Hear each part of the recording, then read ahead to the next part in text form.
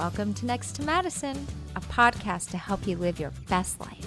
Welcome back to another fun and exciting episode of Next to Madison. I am your host, Madison Malloy, and on today's episode, I have hilarious comedian and writer Charles McBee. You have seen him on numerous television stations. He is absolutely hilarious. He's been a friend of mine for 12 years. We are diving into the power of authenticity, how comedy has changed, how to step into your own true power to really achieve peace and happiness by following your passion and your path. And it's a very great conversation talking about how the world of entertainment has changed so much and his rise of fame on TikTok and other television stations and how he is actually authentically happier now. And we talk about my journey as well, from comedy into more of the personal development space. So it is a great, fun, inspiring, uplifting conversation. We talk about a lot of famous comedians that we started with.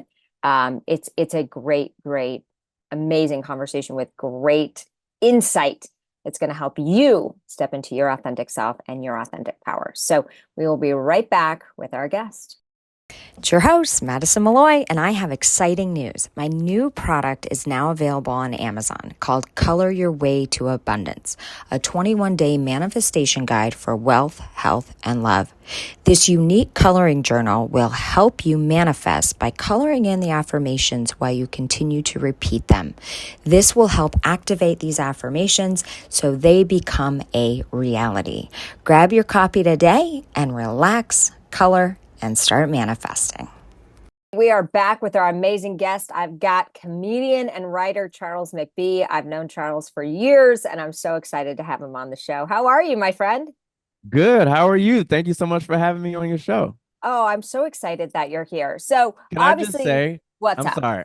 Can I just take over for real quick and just say I've been watching your moves as of late. I've known you for a long time, but I've been watching your moves as of late and this chapter that you're in now. And I'm just very proud of you and Thank the you. positivity that you're putting into the world, the knowledge, the game, all of it, that you're doing your own thing, you're following your own path. And I think it's dope. So I'm just want to say that off top. Oh, well, that I appreciate that so much. Thank you. Thank you. Thank you. That means a Yeah. ton to me. Because I always watch your TikTok videos and you really exploded on TikTok. It's one of those things that just kind of came out of a necessity to just do something because I was at a point in my life where I needed an outlet and a distraction from some personal stuff that I was going through at the time. And so I was just literally just dumping content. At no point was I like, well, this will go viral or this will make me blah, blah, blah. By that point, I was so used to not going viral or not, whatever, that I was just like, whatever, I don't care. I just need to do something to take my mind off of, life or whatever right now. And it Yeah. just so happened that out of that desperation, stuff, people started connecting to what I was talking about. So But there I you go. love, Cereal of all things. yeah, but I love what you did because what really went on behind the scenes was that you were detached from an outcome because you weren't doing it to go viral. You were doing it for yourself. And you Yeah. were just like, you know what? I enjoy this. I think it'll be great. Whatever happens, happens. I'm just going to put it out there. And the law of detachment was with you. And Yeah. that's when I always say the magic happens is when you believe it, you're putting out good value, but you're not attached to the exact outcome. That's that game I was talking about. Just Yep. dropping them gems. But that's true. Is 100% true. It's one of those things where it's just like, yeah, you're not. The value is in doing it. The value is in the fact that I enjoy doing this, and the point where you're no longer enjoying it for me is when I tend to take a step back from whatever it is. It's like I'm not having fun with this anymore. I'm not saying that I'm going to give this up forever, but right now I need to step back and remember why I enjoy doing this or be inspired to do this, or you know what I mean? Like I need to be Oh, inspired. I need to feel the joy. Otherwise, I'll go get a regular job pushing paper, doing whatever. I didn't get into this to not feel creative and not have fun. That's the whole point. It's supposed to be the whole point in this whole thing. well, exactly. Well, let's talk about the world of comedy because that's how you and I originally met. God, it was probably 12 years ago.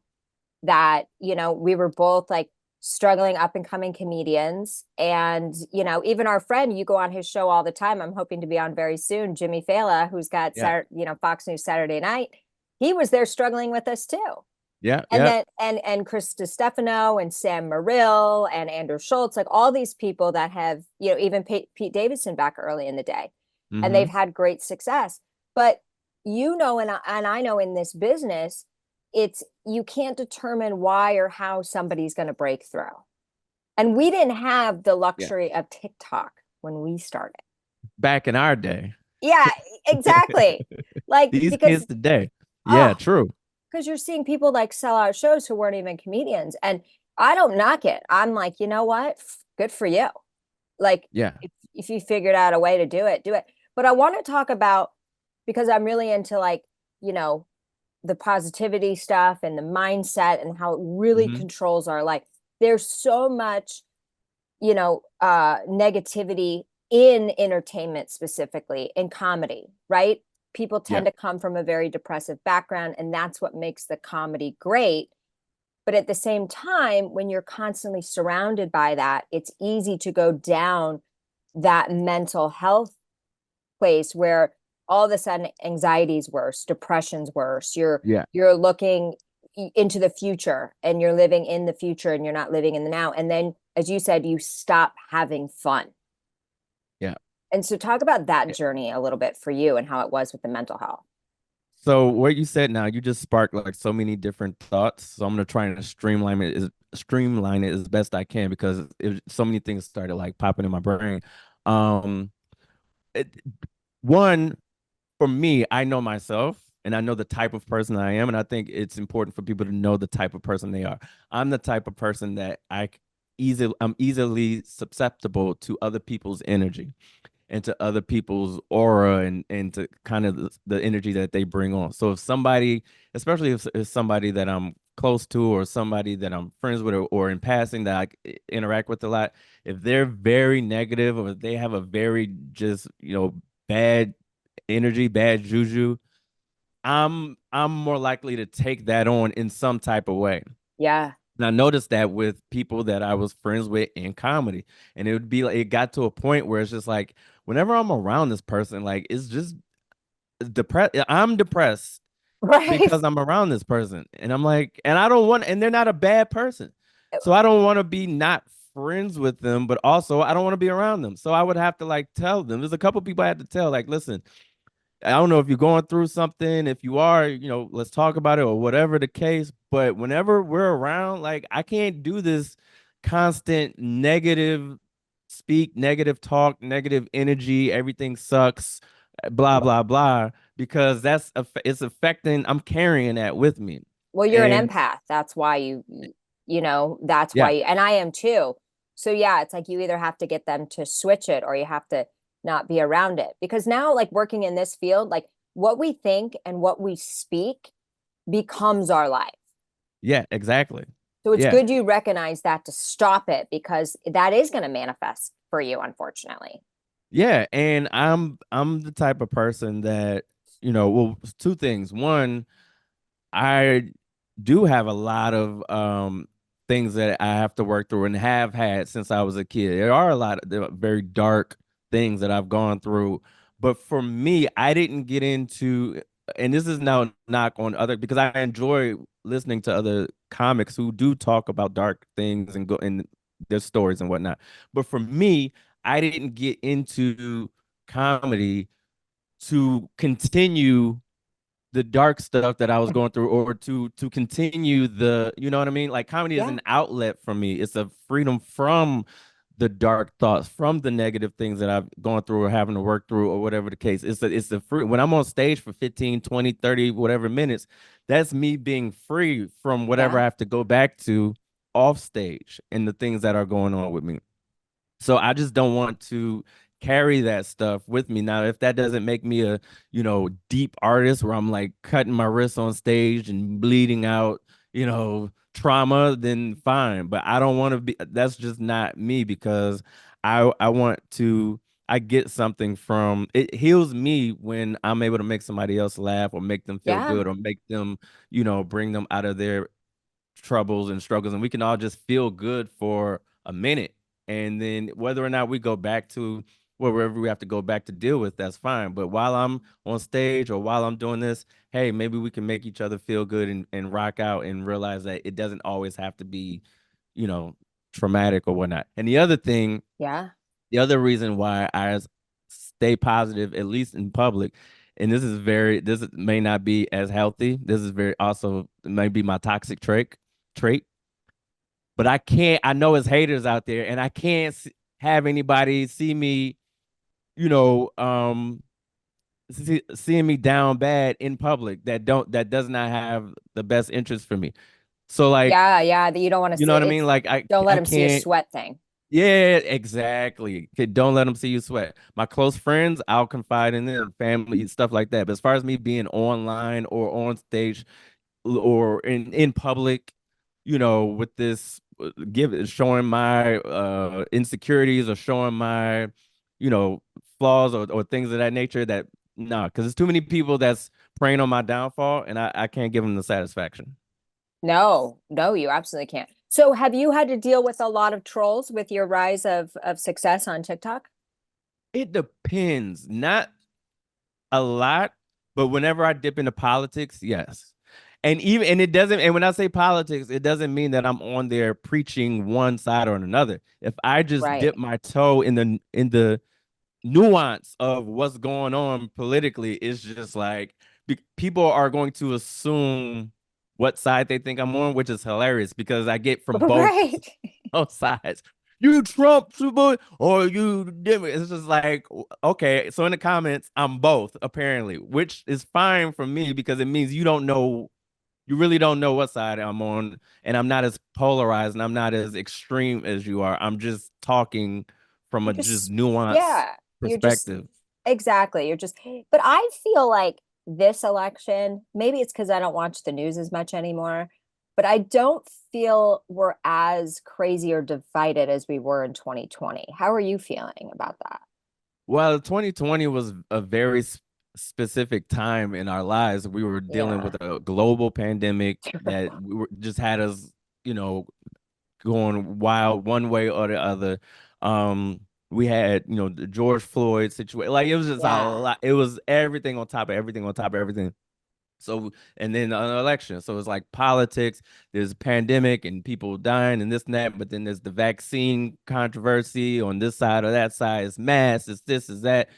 It was everything. It was a powder keg and it's just like exploded. So that time, definitely in my lifetime, was the most I've seen this country like divided, which is Oh, which is wild. Yeah, it was a crazy time.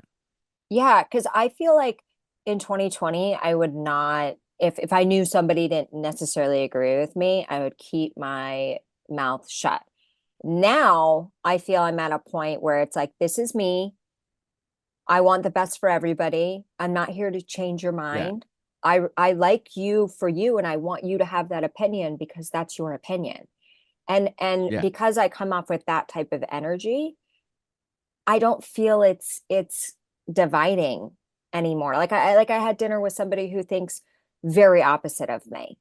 And normally I feel even 2 years ago, that conversation might have ended that whatever business relationship or friendship, whatever that was going to evolve to. yeah, And today it was like, oh, that's great. You like green, I like blue. yeah. Like Exactly. it didn't matter. And so I feel like it's gotten better. But let's go back to comedy, because I think there's a lot here. Like when let's talk about, okay, because everyone loves comedy, everyone loves watching comedy, everyone Yeah, loves going to the comedy show.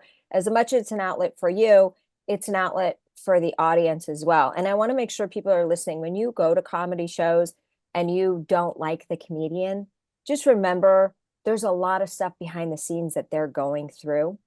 And it's a reminder to be kind yeah. to people.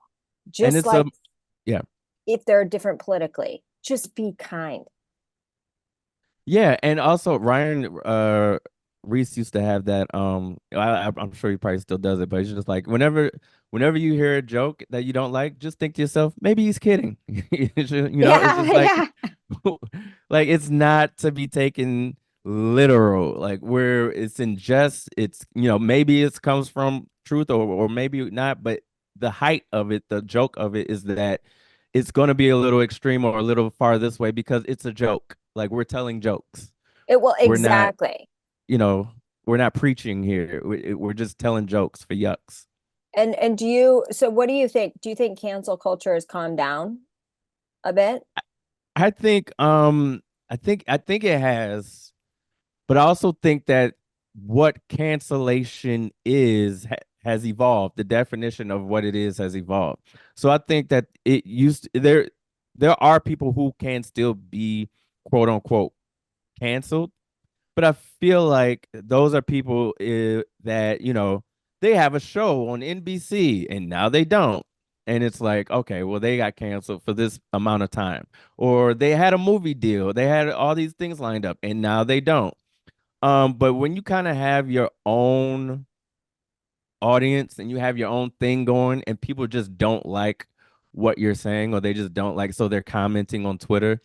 To me, that's not the same as getting canceled, like people just not liking you or people not agreeing with you or even people just saying mean things about you. It's like, okay, you're saying mean things. Yeah. Unless you have the power to take something away from me and not allow me to do what I like to do or not allow me to work, then I'm not really tripping about cancel culture. And I think Yeah. a good thing about cancel culture that happened was a lot more, at least comedians, I don't know, actors it might be different, but comedians really lean more into, you know what, let me build my own stuff and get my Yes. Patreon going and get my podcast going because these fools can come at any moment and not like something that I said and try and ruin my career. So I better have my thing ready to go in case that happens, which Well, I'm always an avid for. yeah, and I love, obviously social media has its downfalls, but it has so many positives as well. We're not dependent on the studios and the agents and all these people that could literally just ruin everything you have if Yeah. they don't agree with you. And so that's the blessing in disguise. I mean, it's like you look back, remember when Shane Gillis got canceled or he lost his job on Yeah. SNL after he got this dream opportunity. And but what happened to him? His mindset was so strong, he came back bigger than he ever would have been had he been on SNL. I think had Exactly. he been on SNL, he would be half the celebrity he is today.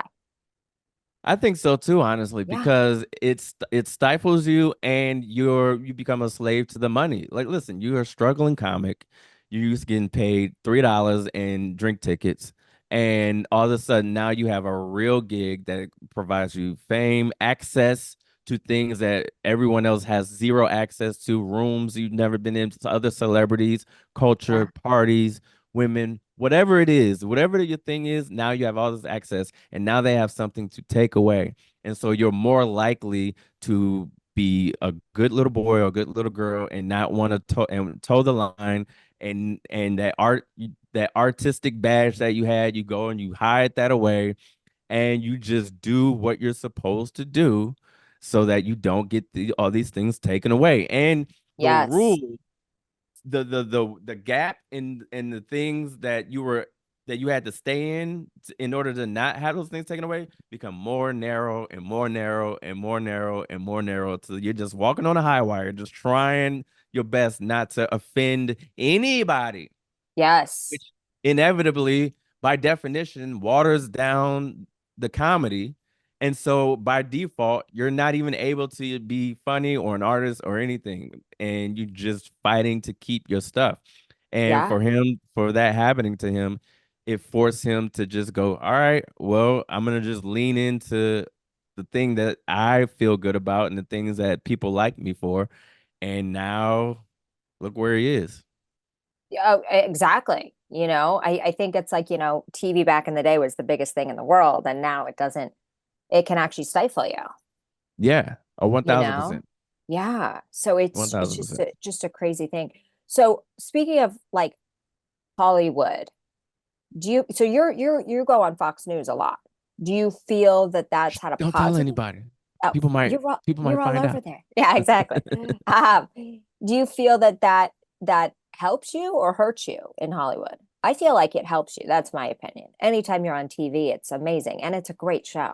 And we love Jimmy. Yeah, the thing is, the thing about with that one, Jimmy's my friend, or He's you know what I mean? amazing. So it's just Yeah. like it's an easy like sell if anybody's like, well, you were on like whatever, this is my friend. Like, who cares? Exactly. And yeah, and I know him, I know the show. There's certain, there's certain shows um that I may or may not do based on the fact that you know what, I don't know this person, and so if they get caught up in something, if they are in some controversial thing that I don't agree with, and now I'm associated with their show, with being a part of their show, now I get attached with their thing.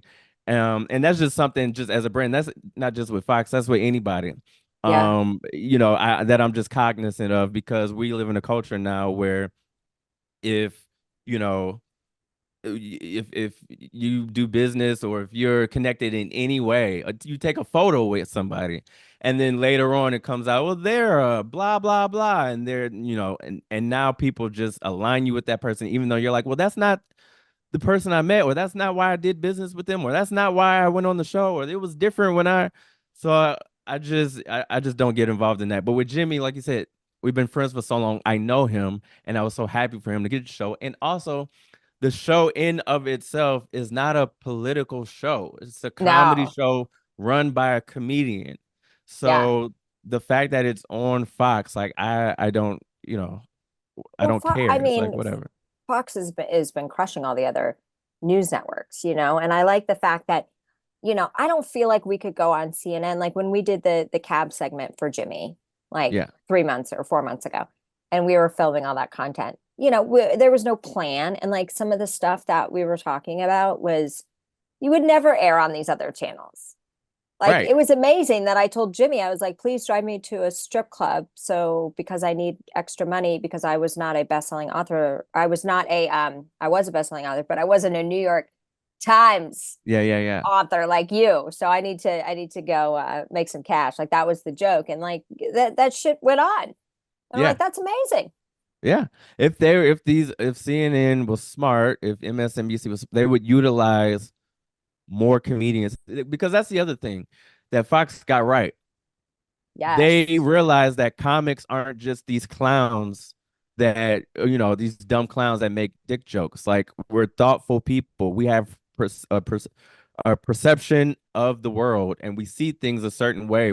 I mean, not to, stroke our own stuff here, but like we're the modern day philosophers, if you will. Like, we see the world through a prism. Now, yeah, we'll tell it in a way that's funny, or that people can relate to it, or we'll dumb it down for an audience in a nightclub. Yeah. But overall, we're saying things and we're seeing the world a specific way, and we're breaking things down in a specific way, and we have a unique take on things. And I think it would Yes. do other news networks well to utilize more comedians, if you ask me. No, I agree. And I think it would be a great thing to bring the comedians on to help create more of an unbiased opinion. Right. Because when did our news turn into let's just have a half-hour show about hating people that don't agree with us? And it's Right. like Right. that is not going to get anything done. You could use comedy to say, hey, how do we bring these parties together, and how do we respectfully disagree but not divide? Also, for all these like polls and posters, you know who the best posters are? Comedians. Exactly.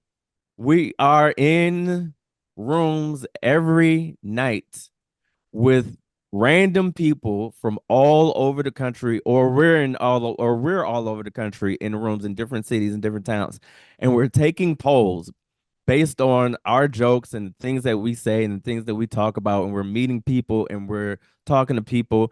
And especially if you're not like a super famous comedian, because if you're just like, if you're us, when we go into a town, people are, they might be coming because they've seen us on this or that, but they might be just be coming to a comedy show. And so there's people literally there that from all different walks of life, different perspectives, different political affiliations, coming to hear us talk. And so if we can tell a joke especially a joke that has to do with topical things or political, whatever the case, and most of the room is laughing or the most of the room is coming together, who better to talk to that has a pulse, that has the pulse of what's going on in the country than a comedian that literally travels the country and talks to everybody and Exactly. makes everybody laugh.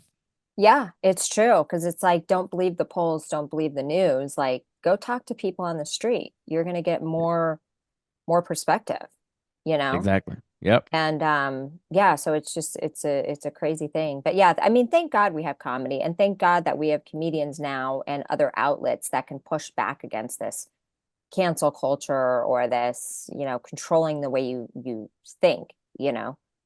Yeah, Um I think the outlets that we have and everybody utilizing the outlets has been huge because there's less gatekeepers and there's less yeah. people saying that you can't do this or do that. It's just like, all right, I'll just do my own thing. I don't care. Well, but thank God, because Yeah, without these outlets, we probably wouldn't have those opportunities, you exactly. know? And there's no anyone can be famous these days, which is I think is a great thing. I don't think Yeah, it's a bad thing. Why do the higher ups get to determine who makes it and who doesn't? exactly. Let the people decide. And Let that's the people decide. Yep. yeah, and that's like really what it's kind of come down to. So let's get back to kind of your TikTok stuff. So you make money on that now, which is amazing. Yeah. So are you going to Uh, start like an affiliate program, or are you going to start hawking products to us? I don't think so. It's just not sexy. I don't want my That's timeline. true.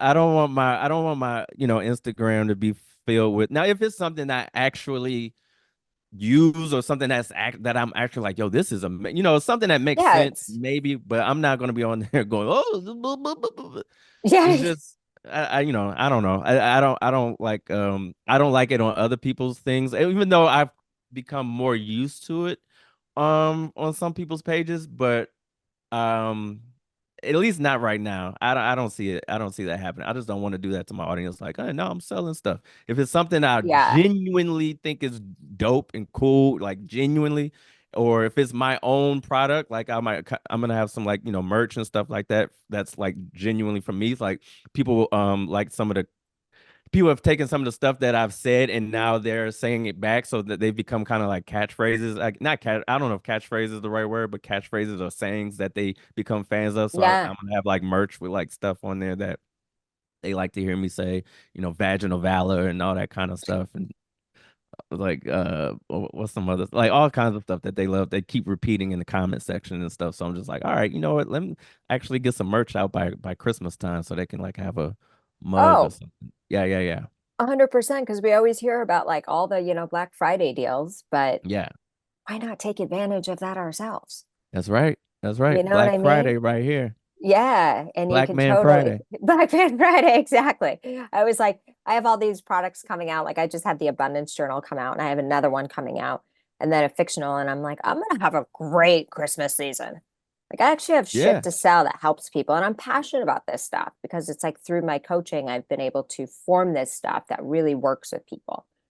And so Now, hopefully it'll be, now, when did the shift for you happen to where you were like, you know what? I'm really about to get into my wellness bag. I'm gonna get into my mental health or emotional health, this healing bag. When did what was it that sparked that?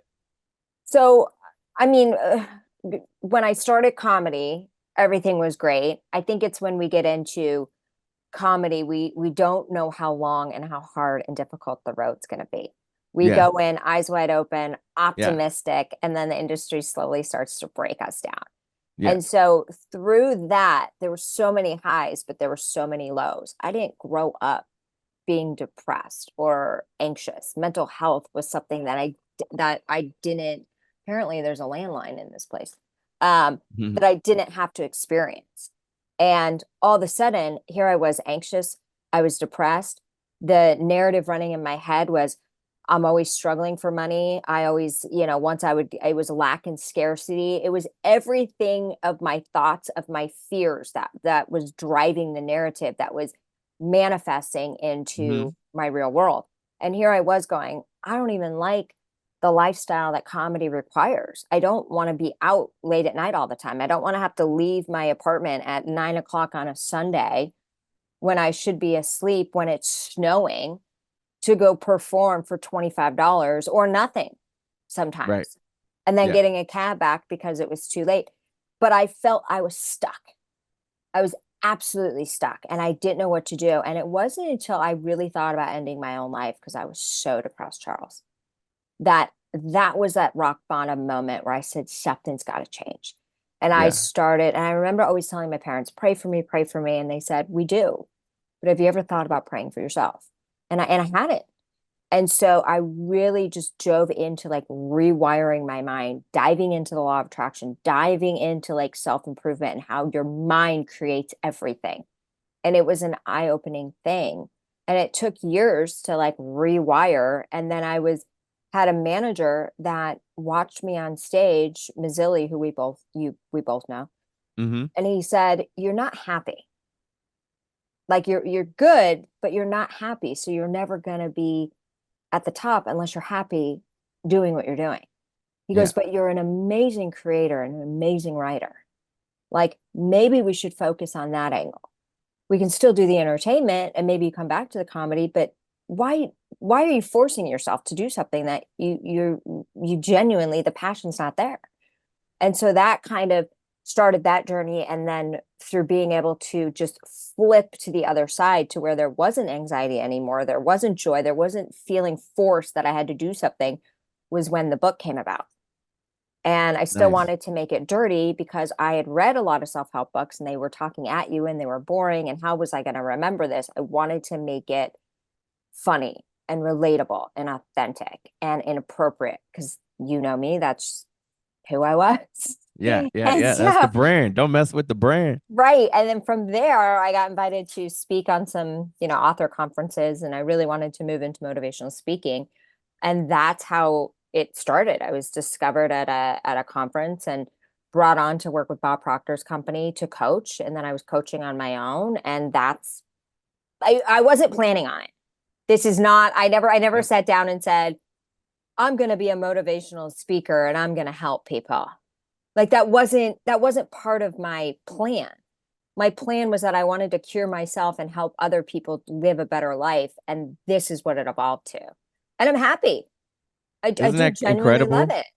Yeah. Yeah. How that works. Isn't that crazy how that works? When Eh, you wha- lean into you're when you lean into just what you know is the right thing to do yeah. for you and the what's the right path for you, and you're just honest with yourself and you're moving in honesty and integrity for yourself, and then it just like opens things up. But when you're not honest with Yes. yourself, which is what Chris was talking about, Yeah. and you're trying to force something and you're trying to put on and yeah, man. Yeah, It was like that's the a great. resistance. I was pushing against that resistance. But yeah, where I've ended up today, this was never part of the plan. I think the pain and the struggle that I went through, and I also have a face that doesn't look like I struggle. I look rich. I look like everything's fucking provided for me. I look like I'm always on yachts. But Mm-hmm. the underground thing was that I was dying on the inside. And so now to be able to, it was almost like that struggle was worth it because it led me to where I actually need to be. So that's why I always tell people, embrace the pain. Don't run from it Yeah. because it's teaching you something. We don't grow when everything's going amazing. We grow when things get tough. And that's why when things get tough for me, or I start to feel a little anxious or a little down, I love those moments because it's the moment I'm going to grow, Yep. you Yep. know? You're absolutely right. I love uh the self-awareness too. I think that comes from just us as comics of like knowing how other people perceive you also as well. Because like I think people think the same about me. Not so much the yachts part, but the part like, oh, he's just Midwestern boy, just happy and blah blah blah. Everything just works out for him. It's just like you have no idea Yeah. what I'm going through, or from day to day, or the thoughts that I'm battling constantly. or the feeling of insecurity or the feeling of not good enough or the imposter syndrome or whatever the thing is. It's like you just don't know what somebody's going through or what they're dealing with based off perception. Well, exactly. And social media too, it's a highlight Yeah, reel. I mean, you get a couple exactly. people crying on there that are real and authentic. I don't think I could do that, but God bless them that they can. Um, but it's your highlight reel. I'm not Yeah. posting a picture of me buying tampons at Walgreens Right. in no makeup, like in sweatpants because I forgot to buy some, and now like I got Kleenex stuffed in my hoo-ha. Those are not the moments on Instagram. That's the Madison I knew 12 years ago, too. Exactly. Like this is not the shit you're seeing. What you're seeing is like, Yeah. and then all these well, you're a big TikTok person. I need to get better at TikTok. It's like people are not watching my videos, so please watch my TikTok videos. Is they have some sort of built-in filter. I mean, you turn this camera on and it's like, Oh, yeah, damn, yeah, yeah. I look better than I thought. And Yeah. but I I And don't the know if it's a filter good or becomes a the bad real. thing. Yeah. No, I think it's bad. I think it's bad because the filter becomes reality at a certain Yes. point. It's like when you tell the lie enough, the lie becomes the truth until it isn't anymore. The filter becomes reality until you get smacked in the face with reality being reality, and then people don't know how to handle it. So it's it's Yeah. it's a weird thing. It's like when people live on social media or by social media standards and then go out into the real world, people don't even know how to function anymore. That's why everybody's getting shit done to them and this, that, and the third. It's like nobody knows how to be a real person anymore. It's crazy. Oh, I know. I have recently became friends with somebody who's like a top cosmetic dermatologist, and of course, he's buying second, third, fourth homes because of Hmm. social media has done to his business. And I think we do live in a very ageist society where it's like, especially as women, it's like you're not allowed to age. And I have Hmm. my own struggle with this. I'm trying to embrace the fact that it's okay to have some lines on your face once in a while. It's okay to get older. But in this business, it's like, oh, you always got to look good and Yeah. it's a lot of pressure.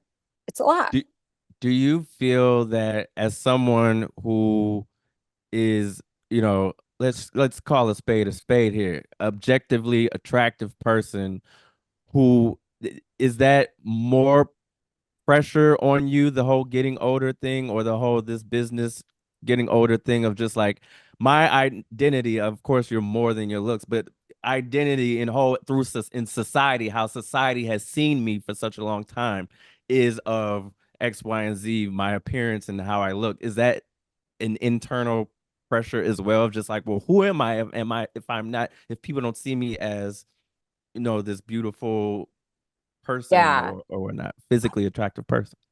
Somewhat more 3, 4, or 5 years ago. Hmm. Today, I think it's because I focus so much on the mindset and the acceptance and um, faith and just, believing what's for me is for me. The gas pedals come off a lot too. I remember when I felt like I saw my first fine lines around under my eyes around like 28, and I thought I was gonna lose my shit. I'm like, I'm never gonna make it in Hollywood. I mean, you would have thought the world collapsed, okay? And I'm running around going, what can you do? What do I do? And Yeah. that's a normal time for people to start having these form. And so, of course, I was lathering so much eye cream under my eyes. People are like, your eyes are so shiny. I'm like, well, at least they're not cracked. And, but it was this constant, and it put me on an amazing skincare journey, which was great. But now, I think because my age number is actually higher, that it's easier to deal with that. It's like this is normal. Mm, This is who I am. If you don't want to work with me, or then that's on you. But I'm right. also in like the personal development space. And so my biggest idols, the Mel Robbins and people of that sort, you look at them, they're not all Botoxed and filled and plastic surgery. They are normal, beautiful women with the lines that they should have that have expressed the pain and the joys and the sorrows of their life reflected. Yeah. And they're bigger than ever. Yeah. So authenticity in my space is key. Maybe That's not great. so much in Hollywood, but at the same time, most of the most successful shows are about older people now, and you want to look relatable. There's that part too. Yeah. I think when it comes to Hollywood executives or whatever, they don't know what the hell they want. They never listen to the actual audience. They don't actually Mm. listen to like or look for what people could relate to. It's just like they I don't even they don't know. They don't even know. It's ridiculous. That's why I've detached myself from Yeah. needing to be in that, in that sphere because trying to chase that carrot is you end up running into a brick wall. Well, exactly. And that's the thing is like you're not going to please everybody, and Right. not everybody's going to like you, no matter how great you are. Yep. So once you let that shit go, I think you're good to go. But yeah, I think the thing about you is like you've now you know when to step back, you know what brings you joy, and this is why you've had the success that you've had. Like your I I think think authenticity is the key word here. yes, one same what you just said. I think it's an age thing. I'm at an age now where other Yeah, things I prioritize other things more so than when I was in my 20s or in my 30s. right. I prioritize my peace and my happiness and things that I want to do and things that I want to accomplish for me that makes me feel good. And Yeah. so when other things come around or people try to dangle things in front of me, I'm just like, that doesn't really do it for me anymore. So you can't really dangle something in front of me and think that I'm just going to compromise my peace, my character, my happiness, like all that kind of stuff. It's so funny, like just the things that we were so adamant about when we were, fresh into comedy, fresh into this business. As time goes by, you're just like, oh, that's not really, that doesn't really do it for me the same way it did Exactly. Yeah. when I was, I really don't want that as much. And it's not that you're lying to yourself. You genuinely are just, I've grown out of Yeah. desiring certain things. So other things now bring me joy and other things, I desire other things. So now this, late night show or this or Yeah. that or whatever, I'm just like, okay, cool for anybody, whatever. And if those things come along, cool. But I'm not losing sleep over this kind of stuff anymore because Yeah. it's not the thing that drives me. Yeah. You know? And that's like where you really start to develop peace of mind. And Yep. that's the help. That's the stuff money can't buy is when you're happy and you have peace of mind. That's where the power lies. So this has been an amazing conversation. We got to wrap up. So tell people where they can find you. You guys got to watch his stuff. He's so funny, and check him out when you see him on in your city. So what do you got? Thank you. Just look my name up, Charles McBee. Everything Charles McBee. So MCB as in boy, EE. And yeah, TikTok on Instagram is where I post a lot of my stuff. Trying to get better. I've run from Facebook because I was just like, I don't want to see these people anymore. And now Facebook is where the money is. So Is I'm it? Oh my God. back on Facebook. But Instagram and TikTok is where you can see a lot of my stuff. Okay, perfect. Yeah, you guys definitely go check him out. He's hilarious, doing great shit, and I adore you. So thank you so much for, being on the show. And thank you to everybody who's listening, wherever you may be. We thank you for tuning in to another episode, and we'll see you next week to find out who's next. Hey, your host here, Madison Malloy. Please make sure to subscribe to the show on all podcast platforms, and please rate and review us on iTunes and Spotify. Also, if you have any questions or comments, you can email us at contact@nexttomadison.com. I thank you again for listening. Bye.